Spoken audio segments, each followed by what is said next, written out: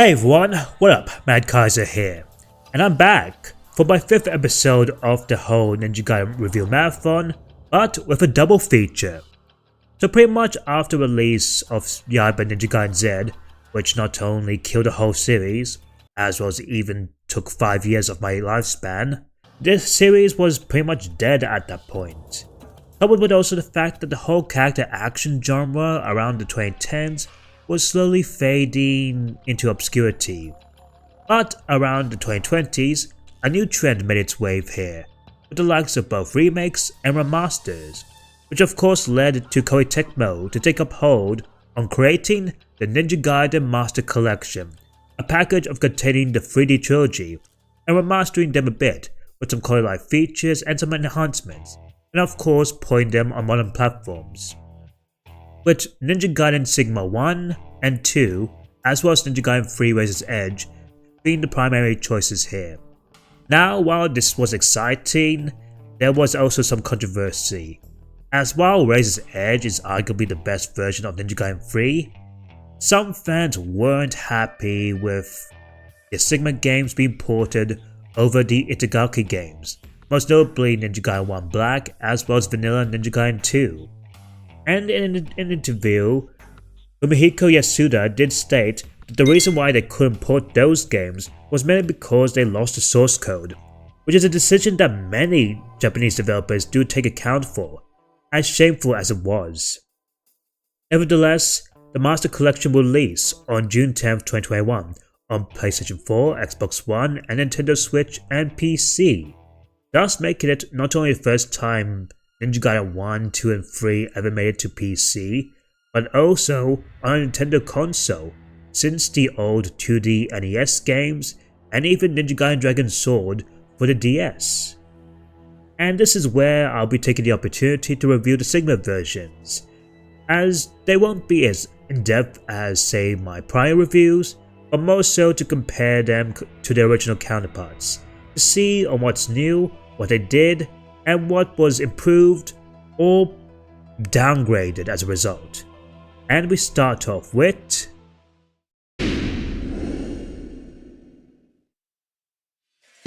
Ninja Gaiden Sigma, the remaster of Ninja Gaiden 1 Black that was once for the PlayStation 3 in 2007, and it's being led by Yosuke Hayashi, who was even involved with the original game's development, as well as also Ninja Gaiden 3, where he and a small team basically revamped the game with updated graphics, as well as quality of life features, new weapons, and even a new character to play, while also cutting some stuff from Black.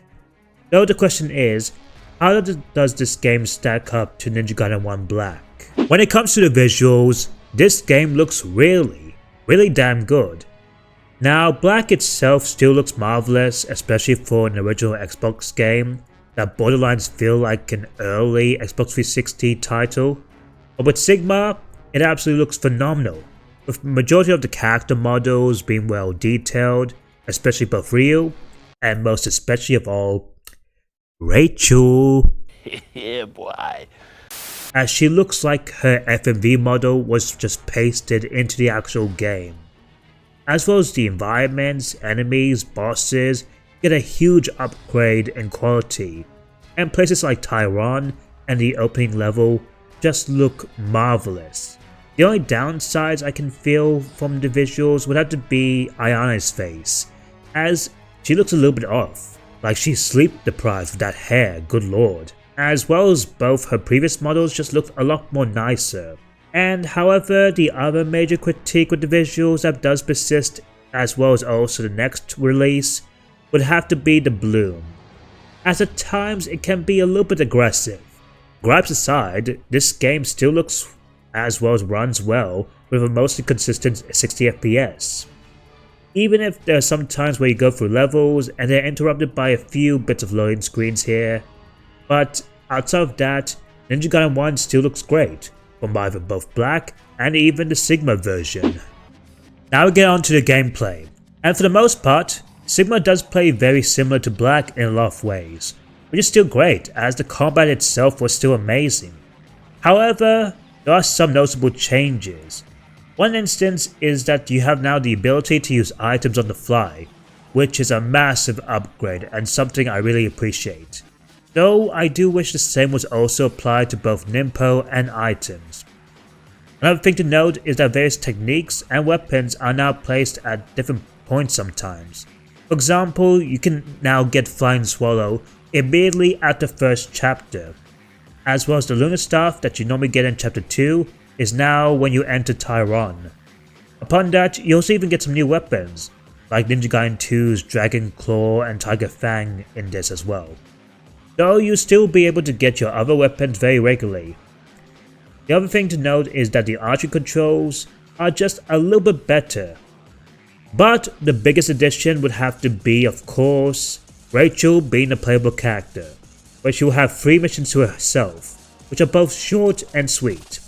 And she comes with her very own playstyle, with the Warhammer, as well as also having things like a grapple hook as a projectile, and even using sorcery as a Ninpo.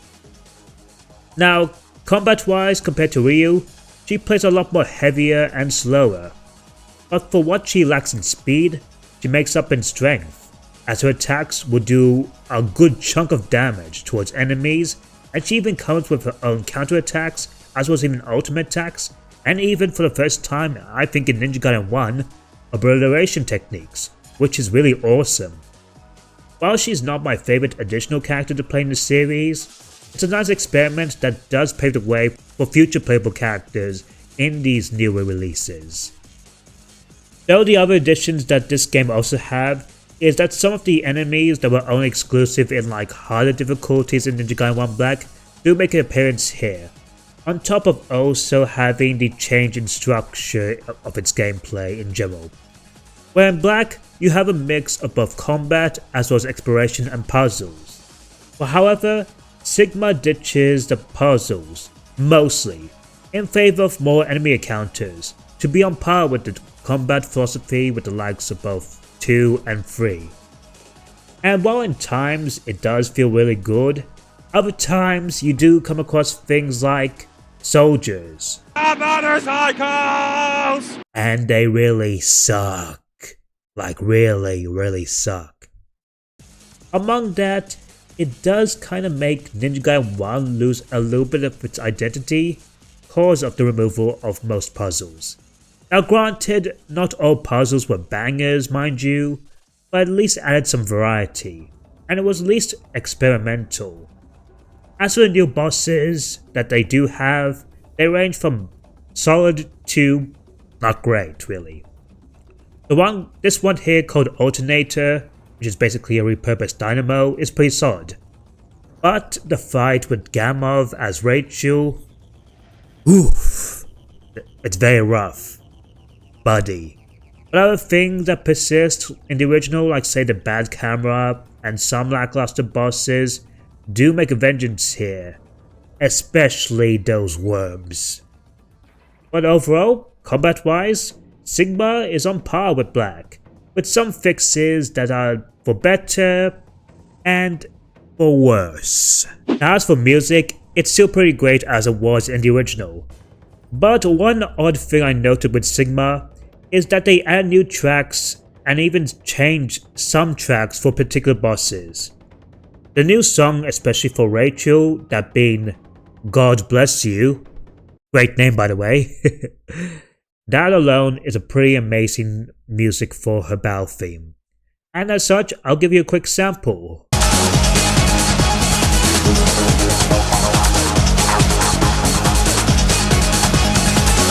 However, when you come across bosses like say the second encounter with Doku, as well as the first fight with Oma, their tracks have changed from what they were in the original Ninja Gaiden 1 Black. And not gonna lie, the new tracks they played in this one, it just doesn't hit in my opinion.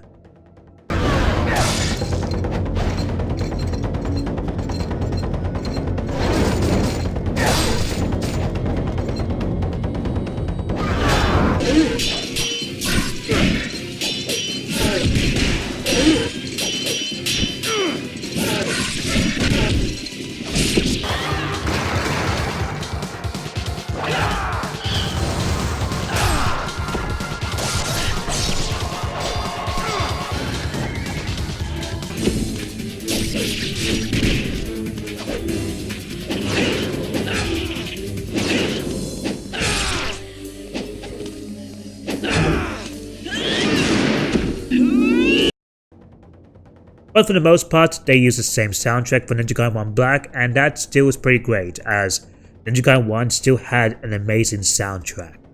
Now, for what else Sigma offers would have to be Mission Mode, which is now being redubbed as Ninja Trials.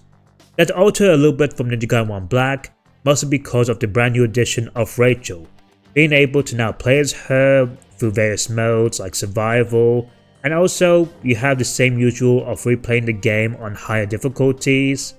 But with the addition of the Rachel levels in the campaign, the chapter count goes from 16 to 19. Though, from my experience, it makes it a little bit more easier and streamlined. So time-wise, if you're able to play this, you'll get essentially 17 hours on the casual run, but doing everything to completion will give you around, say, 30 hours of content. So with that, how is Ninja Gaiden 1 Sigma compared to Black? Well, for the most part, and this is something I know is going to rub up so many people, I actually enjoyed my time with Sigma 1, as it still retains some of the things I love in 1, from the combat, level design, music, atmosphere, while still providing some beautiful graphics, nice quality life features, and even playing Rachel was a cool new addition. Though it does suffer a bit from the other changes, like certain new enemies and bosses being hit or miss. And while I'm glad some puzzles were removed, I do miss some of them, as that did help with this game in terms of variety. But all in all, I can see this game being still a great addition, and while I still have a fondness for Black itself, Sigma is still a good alternative, especially for those who don't have an Xbox. So with that, I'll give Ninja Gaiden Sigma 4 Rachels out of 5. But with that said, we're not done, as we also have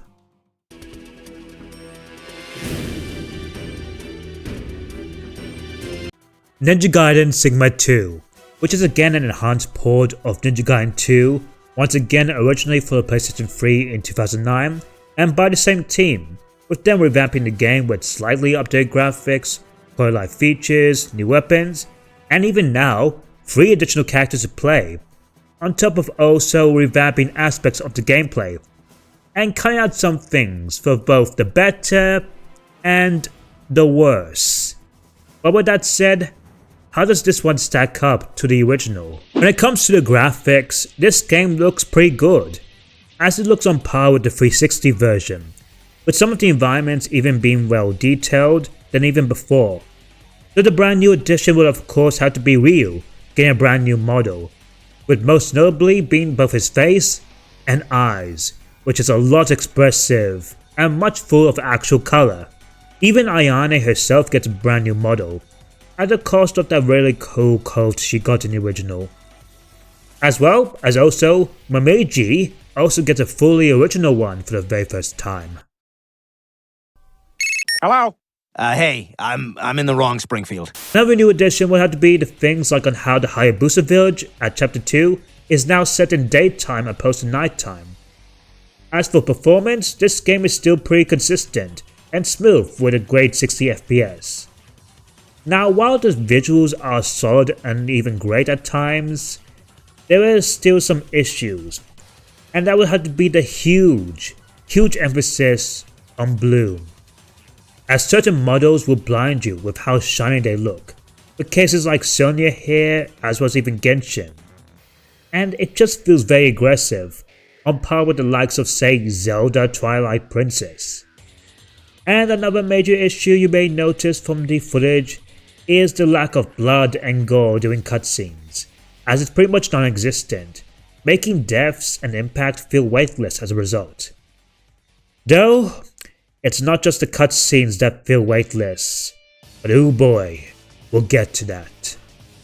As for the UI, however, that's on par with the original, except for the fact it's blue.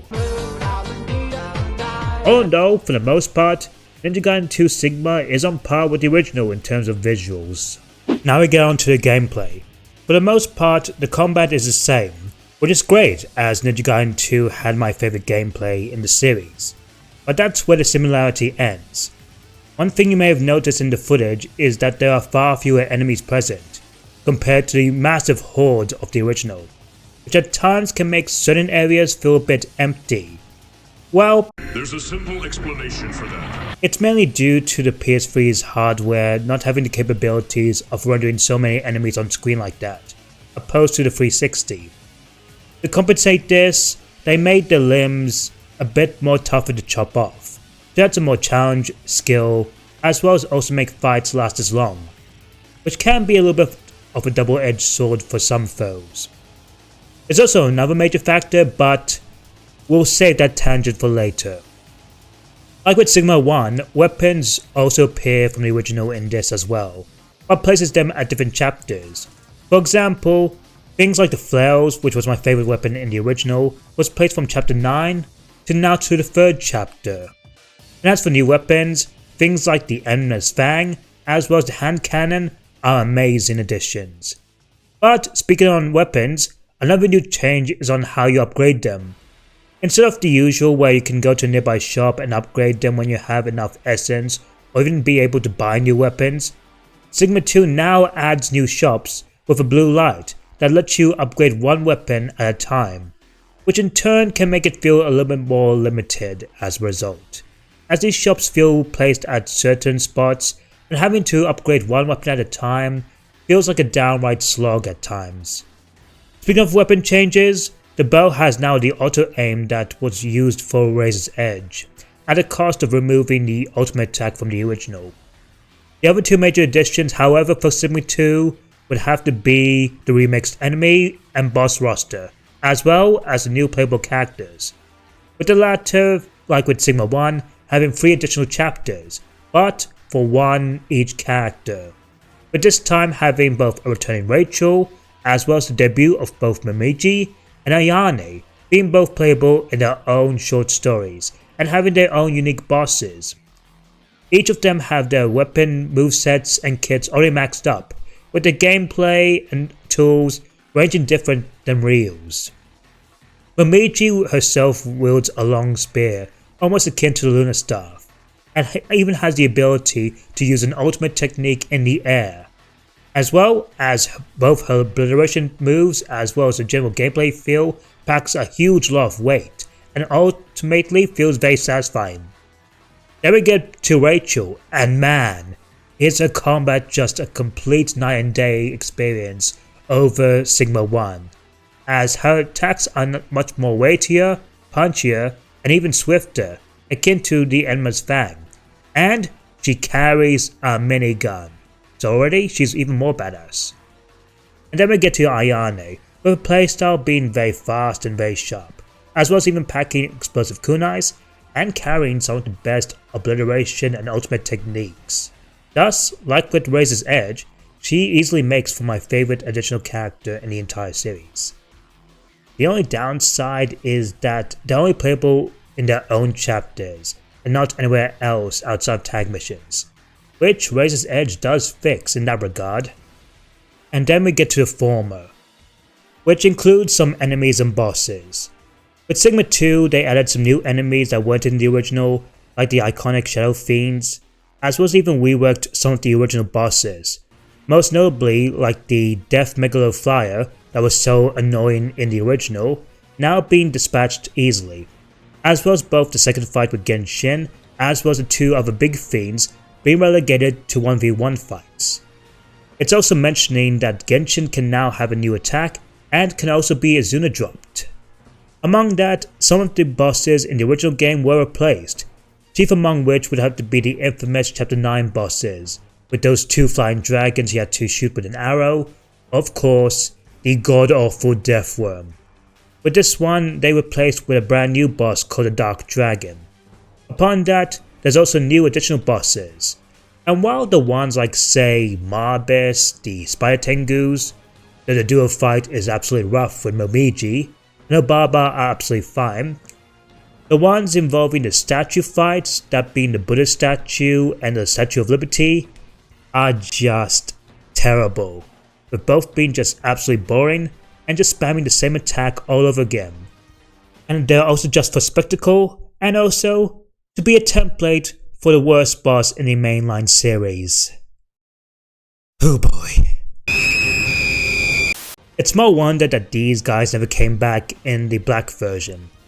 Oh no, the gameplay is still as good as it was in the original, with things like the brand new weapon types, as well as the new playable characters, and some nice balancing implementations.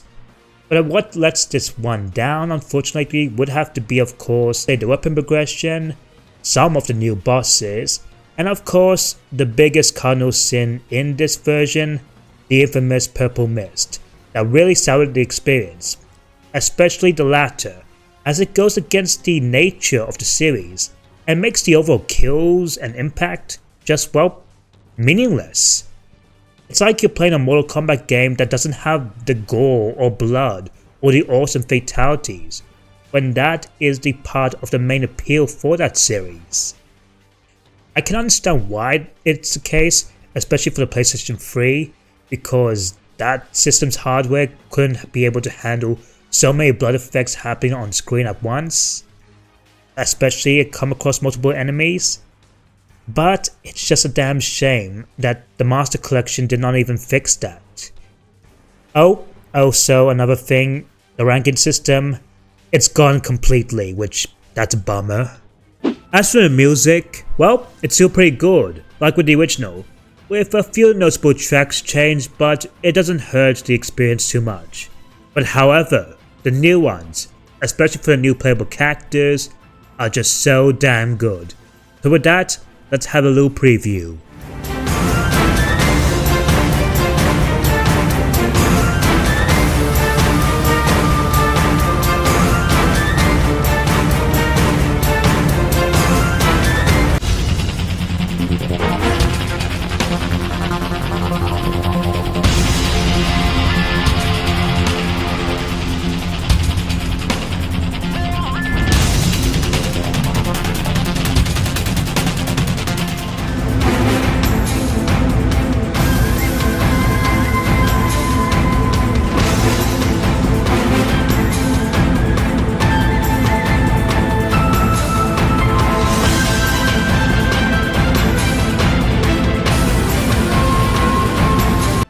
As for what else Sigma 2 offers, there's of course the chapter challenge, where of course lets you replay the levels, as well as also have tag missions, where you as well as another character can play through various missions. Though this Master Collection version lacks the online co-op that the PS3 version had. As well as also Ninja Race, where you could go through basically levels like an obstacle course, but with the enemies serving as the obstacles, before time runs out. And of course, you'll even get a fully voiced motion comic called The Vampire War. Being this game on a casual playthrough is on par with the original game's runtime, but with the extra chapters, as well as even doing everything for completion's sake, you're bound to get from 17 hours to almost 95 hours. And that alone is a lot, like wow. So with that, how is Ninja Gaiden Sigma 2 compared to the original? Well, this one left me a little bit more mixed, cause for every step forward it makes, it also takes some steps backward. Cause while I did enjoy the extra playable characters, the new weapons, and certain changes, and even some decent balancing, and the combat for the most part was still great as it was in the original, but when it comes across things like say the statue bosses, the way on how you upgrade weapons, and of course the removal of blood and gore, it kinda just takes the fun out of it. It's not bad, it's just more so an odd release, even though I'm more fond of say the original, despite its many flaws. Though eventually it does sort of get remedied with Ninja Gaiden 2 Black. But with that said, I'll give Ninja Gaiden Sigma 2 3.5 Sonias out of 5. Anyway, thanks for watching. Though, we're not done with Ninja Gaiden 2 yet, as next time we'll... Hold on, 1 second guys. Hello? Yes? What? You mean I'm not reviewing Ninja Gaiden 2 Black yet? There's another 3D Ninja Gaiden game to review? Huh. I see. Okay. I guess. Well, change of plans here, cause tune in as we go to and into another spin-off. As join me next time as we head straight into Ninja Gaiden Dragon Sword. Anyway guys, thank you guys so much for watching. If you guys enjoyed this review, then don't forget to like, subscribe if you're someone new, and hit the notification icon if you want to see more reviews like this. I also have a special Patreon page if you'd like to support me on there to get also ad-free videos, as we've been get some various goodies here. You can also follow on my various socials, but until then, special thanks to my patrons, and Mad Kaiser, out.